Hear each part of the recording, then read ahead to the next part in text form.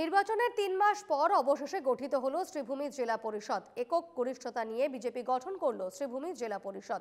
জেলা পরিষদ গঠনে কর্তৃত্ব দেখালেন মন্ত্রী তথা পাথারকান্দির বিধায়ক কৃষ্ণেন্দু পাল। মন্ত্রীর বিশেষ ঘনিষ্ঠ পাথারকান্দির চাঁদখিরা জেলা পরিষদ আসনের বিজেপি সদস্য অনিল কুমার ত্রিপাঠীকে দেওয়া হলো চেয়ারম্যানের দায়িত্ব। ভাইস চেয়ারম্যান হলেন ঘনিষ্ঠ মন্ত্রী ঘনিষ্ঠ মাইজরাম সুপ্রাকান্দি আসনের সদস্য সাথী দাস কুড়ি। মিষ্টু দত্তের এক প্রতিবেদন দেখুন।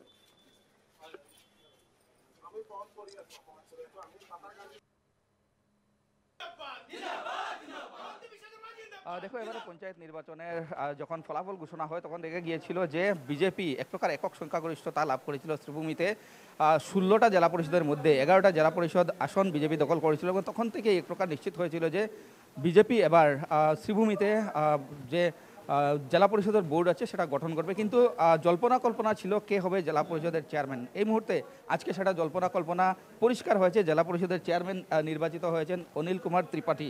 এই মুহূর্তে আমরা দেখাচ্ছি অনিল কুমার ত্রিপাঠী রয়েছেন ফ্রেমে, তৎসঙ্গে ভাইস প্রেসিডেন্ট হিসাবে নির্বাচিত হয়েছেন সাথী কুড়ি দাস। এই মুহূর্তে আমরা সেই ছবি দেখানোর চেষ্টা করি। তৎসঙ্গে এখানে আরও অনেক জেলা পরিষদের সদস্যরা এখানে রয়েছেন যাদের ভোটের দ্বারা মূলত অনিল কুমার ত্রিপাঠী জেলা পরিষদের চেয়ারম্যান হিসেবে নির্বাচিত হয়েছেন। প্রথমে আপনাকে অভিনন্দন জানাই এই একটা গুরুত্বপূর্ণ একটা পদ আপনি পাওয়ার জন্য। তো প্রথম প্রতিক্রিয়া কি থাকবে আপনার? প্রথমে আমি আসামের মহান chief minister super the great CM doctor Hemanta Biswa Sarma জির ধন্যবাদ দিই। এরপরে state president Shri Dilip Saikia ji, central president JP Nadda, আমার করিমগঞ্জ জেলার ডিস্ট্রিক্ট প্রেসিডেন্ট শ্রী সঞ্জীব বণিক, বরাকের গৌরব শ্রী কৃষ্ণেন্দু পাল মহাশয়, শ্রী বিজয় মালাকার, বাকি আমার যত করিমগঞ্জ ডিস্ট্রিক্টের সিনিয়র মোস্ট লিডার আছে সবের আশীর্বাদে, প্লাস আমার যে সহকর্মীবৃন্দ যত আমার দলের জেলা পরিষদ সদস্য এরা সবের আশীর্বাদে আজকে আমি জেলা প্রেসিডেন্ট হইলাম। সবকে আমি ধন্যবাদ জানাই। আপনাকে যথেষ্ট ভাগ্যবান বলতে হবে, কেননা আপনি চাঁদখিরা জেলা পরিষদ আসনে সেখানে বিনা প্রতিদ্বন্দ্বিতায় জয়ী হয়েছিলেন।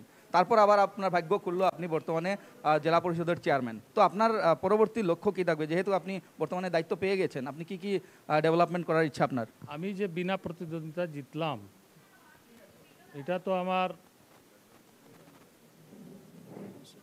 দ্য গ্রেট সিএম হেমন্ত বিশ্ব শর্মাজি, আমার মন্ত্রী শ্রী কৃষ্ণেন্দু পালজি মহাশয়ের বিশেষ অবদানে আমি জিতলাম। কারণ কি এরা এইরকম কাজকর্ম করিয়া যাইতেছে যে কোনো মানুষ যে আছে কোনো পাবলিক আমার বিপক্ষে খাড়া হওয়ার চেষ্টা করছে না, সবে সাপোর্ট করছে, সবে ভারতীয় জনতা পার্টির উপরে ভরসা করে এইরকম উন্নয়নমূলক কাজ আমার মাননীয় মন্ত্রী শ্রী কৃষ্ণেন্দু পাল চালাইয়া যাইতেছে পাথারকান্দি সমষ্টিতে।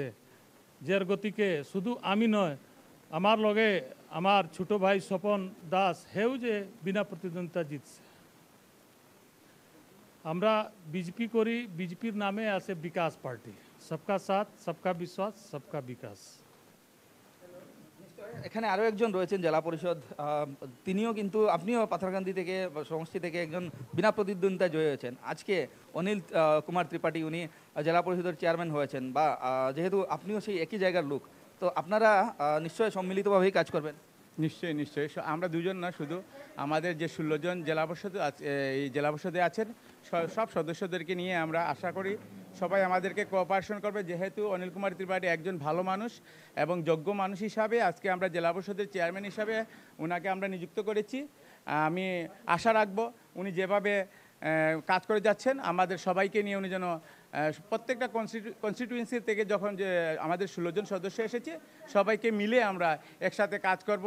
আর আজকে আমাদের যে জেলা পরিষদ গঠন হয়েছে এই গঠনে যারা জেলা পরিষদ হিসাবে আজকে আমরা এখানে এসেছি সবাই একজন দায়িত্ববান বলে আমার মনে হয়। সবার সাথে আমার এই ধরনের সুপরিচয় নেই, কিন্তু ওনাদের বডি ল্যাঙ্গুয়েজে আমি বুঝতে পেরেছি ওনারা সবাই ওনাদের যার যার জায়গাতে কাজ করে যাবেন।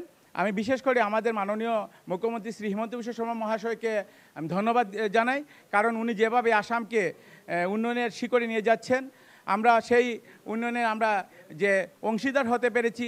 আমরা চেষ্টা করব আমাদের এলাকাতে যে উনি সুন্দর সুন্দর প্রকল্প নিয়ে আসছেন, গরিবদের জন্য প্রকল্প নিয়ে আসছেন, আমরা যেন বাস্তবায়ন রূপ দিতে পারি, মানুষের জন্য কাজ করতে পারি। আমাদের অভিভাবক মন্ত্রী শ্রী কৌশিক রায় মহাশয় এবং আমাদের মাননীয় মন্ত্রী শ্রী কৃষ্ণেন্দু পাল মহাশয় এবং আমার জেলার সভাপতি শ্রী সঞ্জীব বণিক মহাশয়, সবাইকে আমি ধন্যবাদ জ্ঞাপন করছি।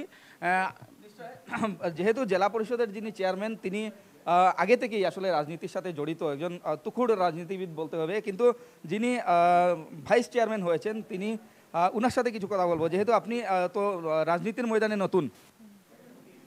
আপনারা সবাই জানেন আমার স্বামী পাপ্পুকুরি মহাশয়, উনি অনেক দিন ধরেই বিজেপির কর্মকর্তা এবং একনিষ্ঠ কর্মী হিসেবে কাজ করে গেছেন।